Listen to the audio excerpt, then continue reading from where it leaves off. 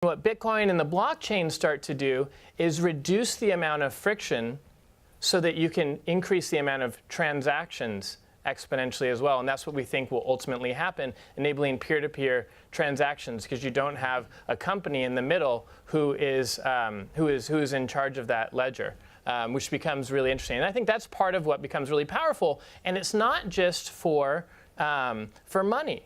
It's for any form of digital asset. So for example, you could append a concert ticket, right, or an event ticket to a nanocent. It can be in my wallet, and then I can transfer it to you.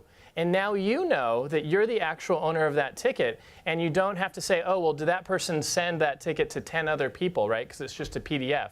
So it's the same thing for music and books and movies, for example. We don't really own those anymore. When you click buy, right, on Amazon or on Apple, that's actually a lie. It's actually a lifetime lease. You can't resell that. It's illegal to resell your music. But before, when we had DVDs and CDs, it was great that we could resell those, right? That's why we had all these DVD rental shops, et cetera. Or you could give it to a friend. Now, you can't do that today with your Kindle books or your Amazon or your Apple songs, et cetera.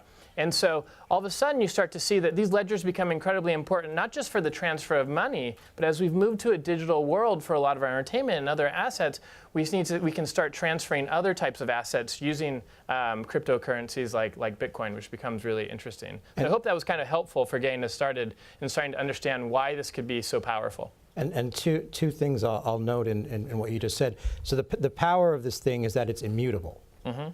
That starting with the Bitcoin transaction, when a Bitcoin transaction is done, it's done.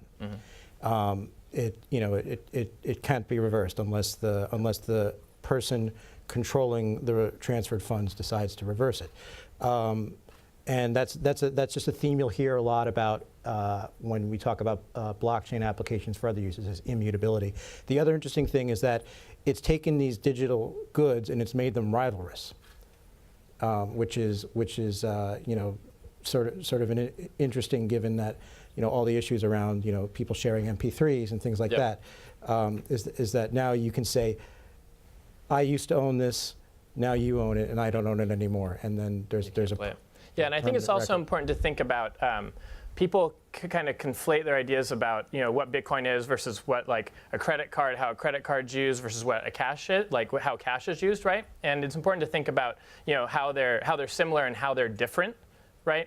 So the similarity between a credit card and Bitcoin, for example, is that both of those things you can use online to make a purchase. But if you think about an informal cash-based economy, you may have 50% internet penetration, but you can't buy anything online because you don't have access to banking services, right? So all of a sudden, Microsoft is starting to accept Bitcoin for things like Xbox. So maybe if you're under the age of 18, you can start to buy things online. Or if you don't have access to a credit card, you're not banked, you can still buy things online. However, it's also similar to cash, right? If I left 20 bucks on the ground, right, and I'd walk away, and then I go back to look for it, and it's gone, I don't call the US government and say, hey, can I get that 20 bucks back, right?